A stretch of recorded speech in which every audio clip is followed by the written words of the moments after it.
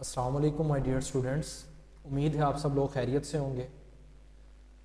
हमने chapter number 5 atomic structure को start किया था। प्रीवियस लेक्चर के अंदर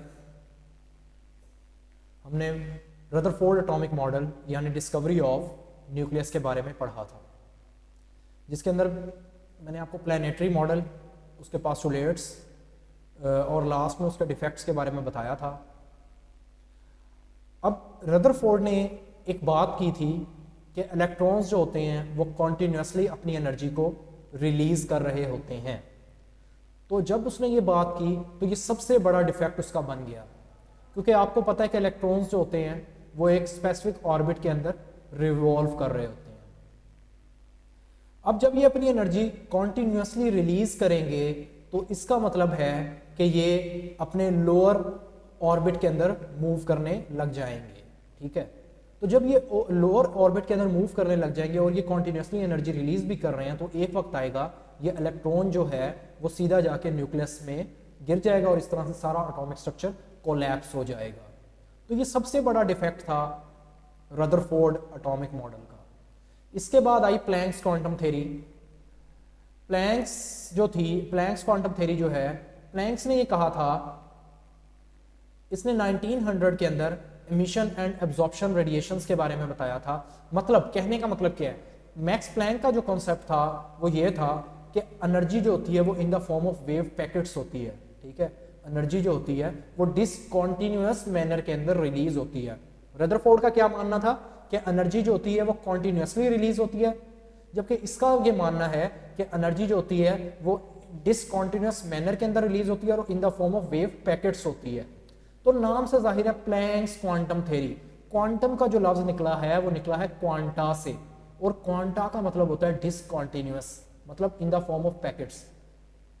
the energy release in the form of wave packets is called photon. ठीक है, तो इंट्रोडक्शन पे आ जाएं। इंट्रोडक्शन क्या था, बेसिक कॉन्सेप्ट उम्मीद है आपको समझ आ गया होगा। क्या कॉन्सेप्ट बताया कि एनर्जी जो होती है वो in the form of wave packets होती है, मतलब जो एनर्जी रिलीज होती है वो डिसकॉन्टिन्यूअस मैनर के अंदर होती है, कॉन्टिन्यूसली एनर्जी रिलीज नहीं होती। अगर कॉन्टिन्यूसली रिलीज होती तो मैंने आपको बताया भी था प्रीवियस लेक्चर के अंदर कि इलेक्ट्रॉन अगर कॉन्टिन्यूसली एनर्जी रिलीज करेगा तो अपने लोअर ऑर्बिट्स के अंदर मूव करने लग जाएगा और एक वक्त आएगा वो न्यूक्लियस के साथ गिर जाएगा न्यूक्लियस में और ओवरऑल स्ट्रक्चर कोलैप्स हो जाएगा। तो इसने क्या क्या कहा, इसने कहा जो एनर्जी होती है वो डिसकॉन्टिन्यूअस मैनर के अंदर रिलीज होती है।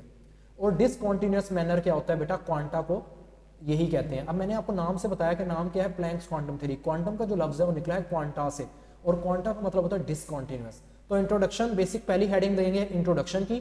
Max Planck propose the quantum theory in 1900 to explain the emission and absorption of radiation. बेटा इमिशन का मतलब रिवॉल्व होना ही है, एवॉल्व होना ही है, मतलब एनर्जी रिलीज होना और एब्जॉर्ब करना। According to his revolutionary theory. Revolutionary theory बेटा उस थ्योरी को कहते हैं जो एक नया कॉन्सेप्ट दे दे। ठीक है, तो पहले हमारे पास यही कॉन्सेप्ट था, जो इलेक्ट्रॉन्स होते हैं या कोई भी एनर्जी जो होती है वो रिलीज होती है कॉन्टिन्यूसली। तो इसने क्या कॉन्सेप्ट दिया कि एनर्जी जो रिलीज होती है वो डिसकॉन्टिन्यूअस मैनर के अंदर रिलीज होती है। तो ये एक रेवोल्यूशनरी थ्योरी थी। According to his revolutionary theory, energy travel in a discontinuous manner and composed of large number of tiny discrete units called quanta. तो मैंने आपको बताया क्वांटा क्या होते हैं, वेव पैकेट्स होते हैं डिसकॉन्टिन्यूअस। ठीक है, the main points of this theory are. तो सबसे जो पहला पॉइंट आ रहा है इस पे आप फोटोन की हेडिंग दे सकते हैं। तो पहला पॉइंट क्या था, मैंने आपको बताया कि एनर्जी जो होती है वो कॉन्टिन्यूसली एब्जॉर्ब नहीं हो रही होती, ना ही इमिट हो रही थी, बल्कि एक डिसकॉन्टिन्यूअस मैनर में वेव पैकेट्स की सूरत में होती है, जिसको हम क्या कहते हैं, क्वांटा भी कहते हैं। और ये जो पैकिंग है और ये जो रिलीज हो रही है in the form of wave packets, इसको हम फोटोन कहते हैं। ठीक है, तो आप इस पे फोटोन की हेडिंग लगा सकते हैं। एनर्जी इज नॉट इमिटेड और absorbed continuously, rather it emit or absorb discontinuous manner in the form of wave packets। ठीक है, वेव आपको पता है क्या होती है, एक क्रस्ट और एक ट्रफ। ठीक है, एक क्रस्ट और एक ट्रफ जो होती है वो क्या होती है, टोटल वेव होती है। ठीक है, तो एनर्जी जो होती है वो in the form of wave packets होती है।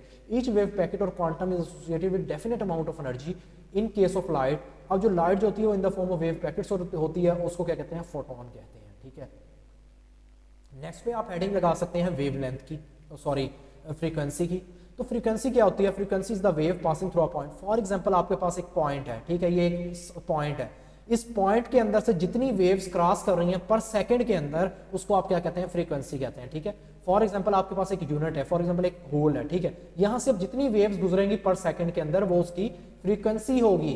तो इसलिए the amount of energy associated with quantum of radiation is proportional to the frequency of the radiation, ठीक है। अब जो एनर्जी आपके पास है क्वांटम, देखें एनर्जी जो है वो डायरेक्टली प्रोपोर्शनल है फ्रीक्वेंसी के। The amount of energy associated with quantum of radiation, energy जो है रेडिएशंस की वो किसके प्रोपोर्शनल है, फ्रीक्वेंसी के। और फ्रीक्वेंसी क्या होती है, मैंने आपको बताया कि फॉर एग्जांपल आपके पास एक यूनिट एरिया है, उसके अंदर से जितनी वेव्स पास होंगी पर सेकंड के अंदर, फॉर एग्जांपल आपके पास एक होल है, उसके अंदर से जितनी वेव्स पास होंगी एक सेकंड के अंदर, उसको आप फ्रीक्वेंसी कहते हैं। तो आपने लिख दिया एनर्जी जो है वो डायरेक्टली प्रोपोर्शनल है फ्रीक्वेंसी के। याद रखिएगा फिजिक्स के अंदर आपने जो फ्रीक्वेंसी पढ़ी थी उसको रिप्रेजेंटेशन एफ से थी और यहाँ पर वी से होगी। तो ई डायरेक्टली प्रोपोर्शनल है वी के, मतलब एनर्जी जो है वो डायरेक्टली प्रोपोर्शनल है फ्रीक्वेंसी के। जब हम इस प्रोपोर्शनैलिटी का साइन खत्म करते हैं तो आपके पास एक कांस्टेंट आ जाता है, और यहाँ पर हमने जो कांस्टेंट लगाया है वो प्लैंक्स कांस्टेंट एच लगाया है, ठीक है। अब एच क्या होता है, एच जो है बेटा वो प्लैंक्स कांस्टेंट है, इसकी वैल्यू 6.626 मल्टीप्लाई बाय 10⁻⁻34 जॉल सेकंड है, ठीक है। तो ये लिखा हुआ where h is constant known as Planck's constant, its value is 6.626 multiplied by 10⁻⁻34 joule second. In fact the ratio of energy, अब देखें आप क्या इसकी डेफिनेशन बना सकते हैं फ्रीक्वेंसी की, सॉरी प्लैंक्स कांस्टेंट की। अगर आप h को यहीं रहने दें और e के नीचे आप v को ले जाएं तो क्या हो जाएगा, h is equal to E over V. और आप इसकी डेफिनेशन बना सकते हैं the ratio between energy and frequency of a photon is called Planck's constant, ठीक है। बात को समझिएगा, E is equal to H V है, V को जब आप इसके नीचे ले जाएंगे तो आप कह सकते हैं E over V is equal to H. मतलब प्लैंक्स कांस्टेंट क्या है, it is the ratio between energy and frequency is called Planck's constant. अब जो नेक्स्ट आ रहा है इस पे आप वेवलेंथ की हेडिंग लगा सकते हैं। अ बॉडी कैन इमिट और absorb energy only in term of quanta is equal to H V. ये जो पहले इक्वेशन बनाई थी, ये देखें फर्स्ट इक्वेशन यही चल रही है, E is equal to H V. अब फिजिक्स में हम पढ़ते हैं V is equal to F lambda, V is equal to F lambda, ठीक है। आपको मैंने बताया है कि V को आप किससे रिप्लेस कर सकते हैं, V को आपने फ्रीक्वेंसी जो है उसको V से रिप्लेस किया, और यहाँ जो वेलोसिटी होगी फिजिक्स के अंदर उसको आप रिप्लेस करेंगे C से। तो आपके मैंने आपको क्या इक्वेशन बताई, V is equal to F lambda. बेटा V को आपने V is equal to F lambda, V को आपने रिप्लेस किया C से और F को रिप्लेस किया V से, और लैम्डा वैसे का वैसा। तो बेटा जो V होगा तो आप उस इक्वेशन को रीअरेंज करके बना सकते हैं, V is equal to C over lambda. अब यहाँ V क्या है, फ्रीक्वेंसी है, C क्या है बेटा, वेलोसिटी है, और लैम्डा वेवलेंथ है।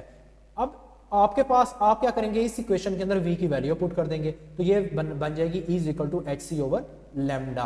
तो ग्रेटर द, अब इस रिलेशन से हमें क्या पता चलता है, greater the wavelength smaller will be the energy, greater will be the wavelength smaller will be the energy। अब जो wavelength है वो होती क्या है बेटा, एक क्रस्ट, फॉर एग्जांपल आपके पास क्रस्ट है और ट्रफ्स हैं, दो क्रस्ट और या दो ट्रफ के दरमियानी जो फासला होगा उसको आप वेवलेंथ कहते हैं। दो क्रस्ट या दो ट्रफ्स के दरमियान जो दरमियानी फासला होता है उसको आप वेवलेंथ कहते हैं।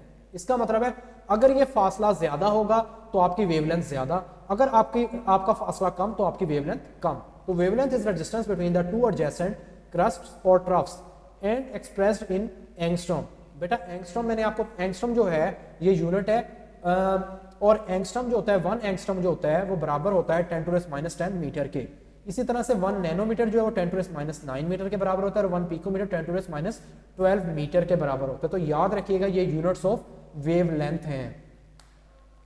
नेक्स्ट है greater the wavelength associated with the photon smaller is the energy. अभी मैंने आपको इस रिलेशन से बताया है कि जब आपके पास एनर्जी ज्यादा होगी तो वेवलेंथ कम होगी, जब वेवलेंथ कम होगी तो एनर्जी ज्यादा होगी। तो यही लिखा हुआ है greater the wavelength associated with the photon smaller it's energy. The wave number, अब नेक्स्ट आ जाता है वेव नंबर की हेडिंग। वेव नंबर क्या होता है बेटा, ये रेसिप्रोकल होता है वेव लेंथ का। वेव नंबर क्या होता है, रेसिप्रोकल होता है वेव लेंथ का। तो wavelength is equal to 1 by lambda inverse में है। पुटिंग द वैल्यू, आप वैल्यू पुट करेंगे तो ये क्या हो जाएगा, इनवर्स क्या बन जाएगा, v वेव नंबर है तो वेव नंबर आप पुट कर देंगे तो ये क्या हो जाएगा, is equal to H C over wave number. अब देखें इस रिलेशन से हमें क्या पता चलता है, वेव नंबर जो है वो डायरेक्टली प्रोपोर्शनल है एनर्जी के। Greater the wave number greater will be the energy. So result, final result क्या होगा, the energy of the photon is related to frequency, wavelength and wave number. अब energy frequency से कैसे relate कर रही है, याद करें E is equal to H V, तो V क्या था उधर, फ्रीक्वेंसी, तो पहला रिलेशन आ गया। वेवलेंथ से कैसे है, E is equal to H C over lambda, तो ये वेवलेंथ से रिलेशन आ गया। और वेव नंबर से कैसा रिलेशन आएगा, is equal to H C over wave number, ठीक है। तो greater the number of photon greater the energy associated with them, ठीक है। वेव नंबर जितना ज्यादा होगा एनर्जी उतनी ज्यादा होगी, क्योंकि डायरेक्ट रिलेशन है। वेवलेंथ के अंदर इनवर्स रिलेशन था, the relationship of energy frequency and wavelength wave number about the photon of light are accepted by scientist and used by Bohr in its atomic model. इसका मतलब ये है कि यही रिलेशन को यूज करते हुए, मतलब क्वांटम थ्योरी को यूज करते हुए बोहर ने अपने पोस्टुलेट दिए थे। इंशाल्लाह वो हम पोस्टुलेट्स नेक्स्ट लेक्चर के अंदर पढ़ेंगे। आज का लेक्चर इतना ही है। कोई भी क्वेश्चन हो या कोई भी क्यूरी हो, आप व्हाट्सएप ग्रुप के अंदर डिस्कस कर सकते हैं। ओके जी, अल्लाह हाफिज।